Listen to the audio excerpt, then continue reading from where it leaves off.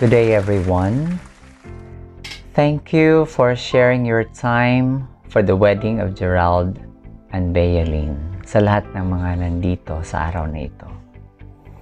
Sa bagong kasal, panalangin ko ang isang pamilya na puno ng pagmamahal at malasakit sa bawat kasapi nito.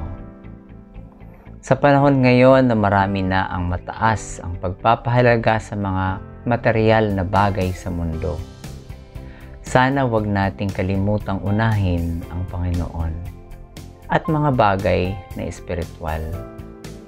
Dahil sa huli, ang pinakamahalaga ay mga bagay na hindi nakikita ng mata. Lahat ng bagay sa mundo ay lilipas lang. Lord, I also pray for Gerald and Bealyn so that they will realize their dreams and aspirations as couple, and as you bless them with an abundant and loving family.